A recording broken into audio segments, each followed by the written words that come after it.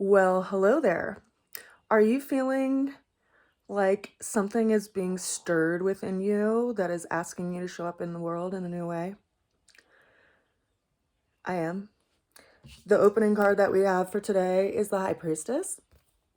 The challenge that we're facing today came in with two cards. We have the Magician and the Nine of Cups.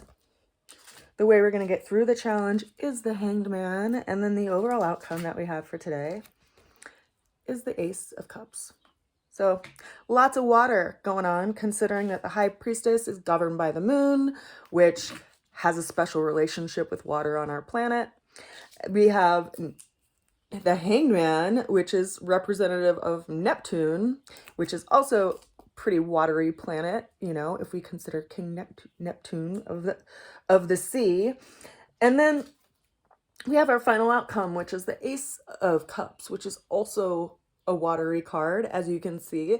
And in the tarot, water is speaking to our emotional nature and what we carry with us throughout our lives.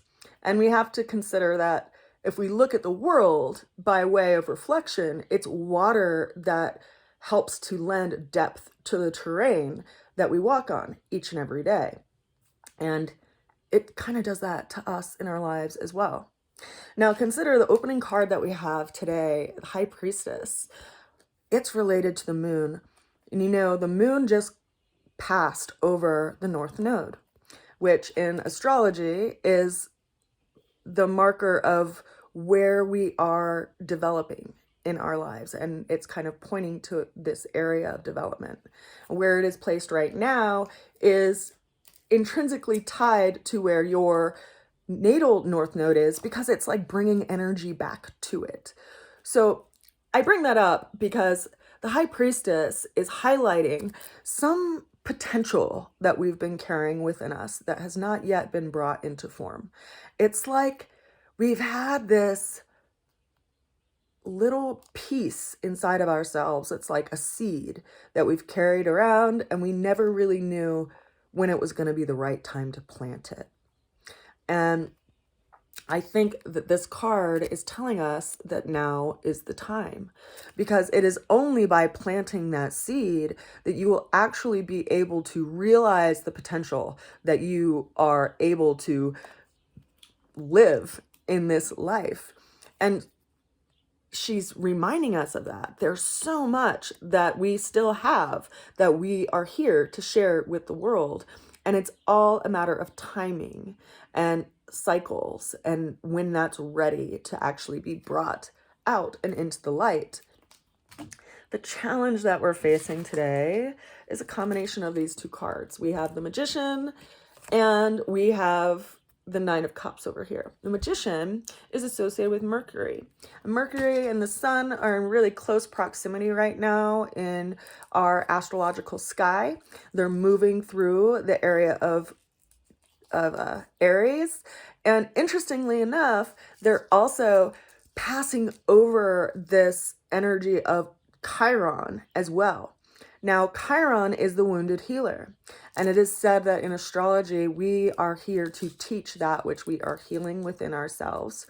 And so it's really interesting how the North Node and Chiron work together in our life and in our life journey as far as how we develop and where we feel encouraged and empowered to heal old traumas in our lives.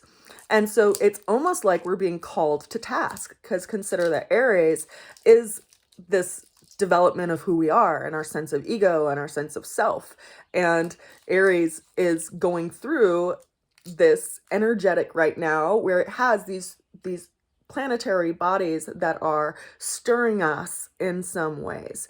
And so we have to be careful in how we look at old things that have happened in our past, because it's important to consider that it doesn't define you, right? If you can look at your life and say, you know, I was a second grader and I was a first grader and I was a sixth grader and I was in college, and yeah, you were those things, but that thing doesn't define you for the rest of your life, right? Like, you can be identified or labeled in one phase of your life, and it doesn't define you for the rest of your life. And I've been trying to work with people on this concept because a lot of times I think we carry these emotional wounds with us, and they can really influence how open we are to this experience because of some deep trench or deep tear in our emotional fabric of our being. And yet when we look out at the world, we can see that there are so many different ways that water moves through the planet. It moves through, in a very nice quiet stream. It can move through whitewater rafting style rivers. It can be soft like a summer rain. It can be cold rain. It can be vast and unknown like an ocean, and there's all of these different aspects of water within us throughout the seasons of our lives.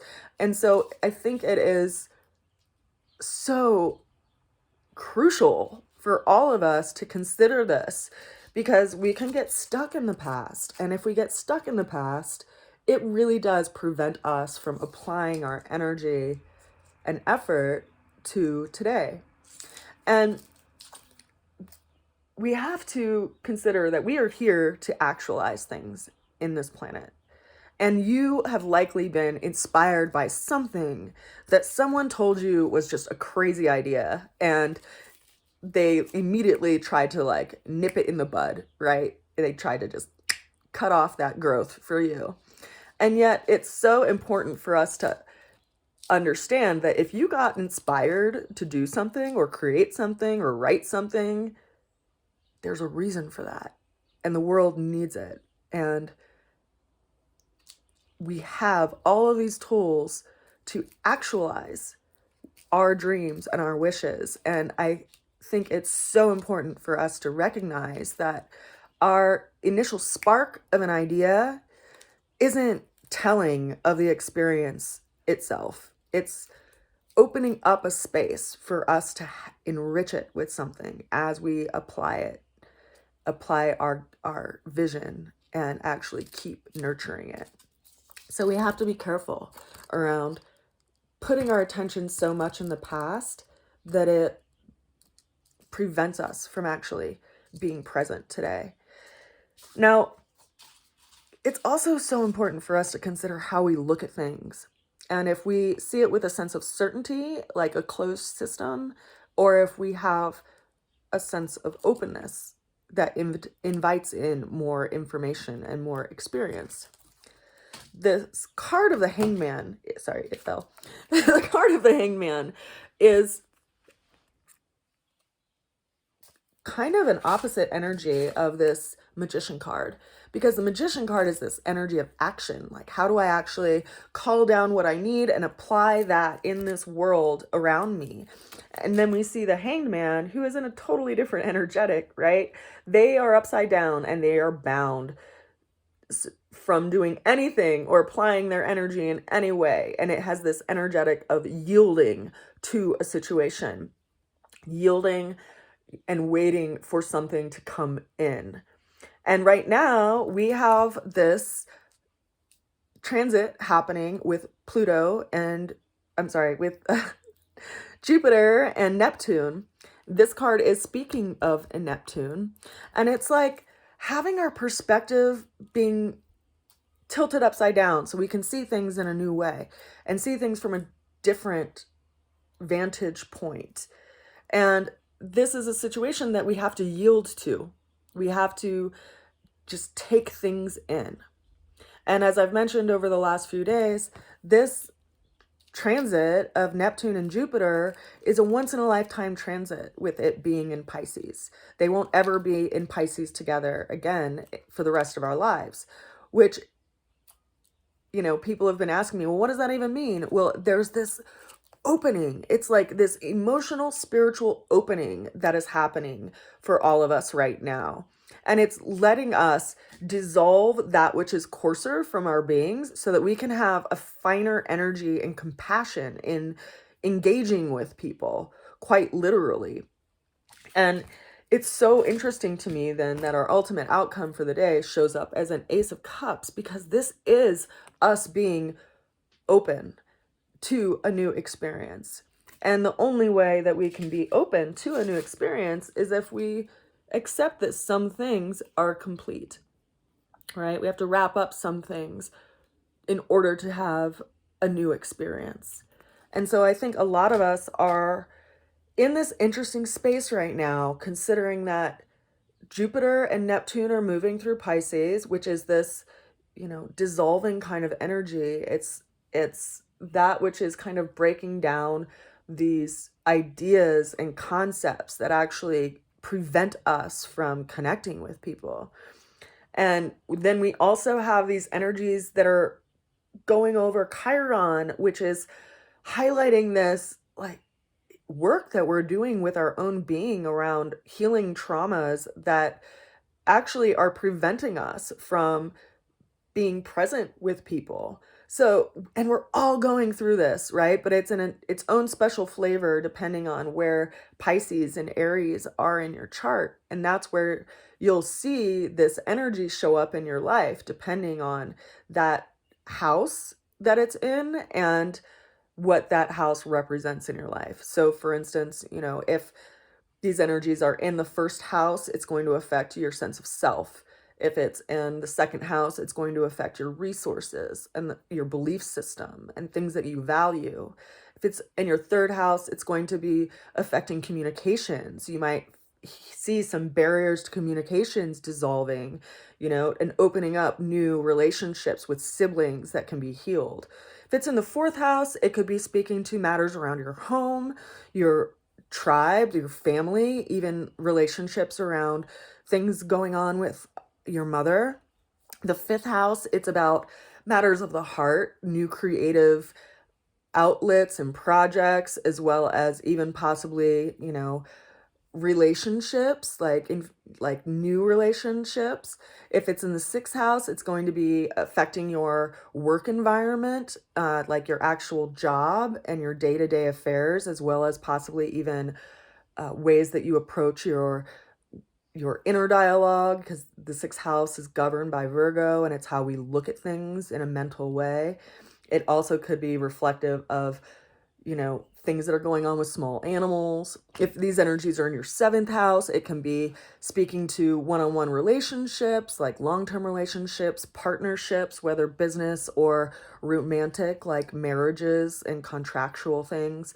If it's happening in your eighth house, it would be affecting debts, as well as inheritances, as well as, things that are kind of more mysterious, being that it's in the eighth house. It's like things that are more secretive or hidden.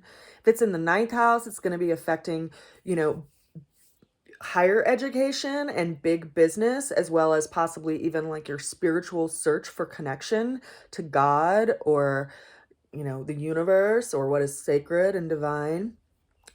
If it's going through your 10th house, it's going to be affecting your life path, your reputation in front of others, and what you will leave behind after you leave this life.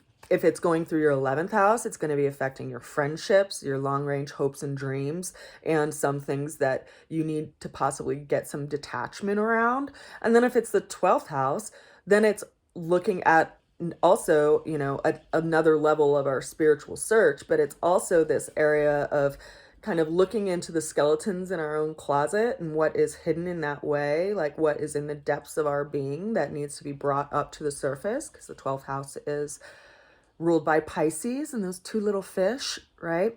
So it's so interesting to me that, based on the time of day that you were born, the astrological wheel is going to be placed in a different anchor. And then where your natal planets were when you were born are going to be aspected by where the planets are now. And these transits show up in our lives. And I've considered just doing a whole video on, and as my life as an example of looking at transits and how they've affected my life. So I think it's really a powerful time right now for all of us, you know, as we're healing old wounds and looking at where we really want to put our energy for this coming year. If you feel like you want to share what you're manifesting, then I encourage you to, because I will send a prayer to that. I know it's been a long read today, but I hope it was useful. I send you a good wish, and I will see you again soon. Bye for now.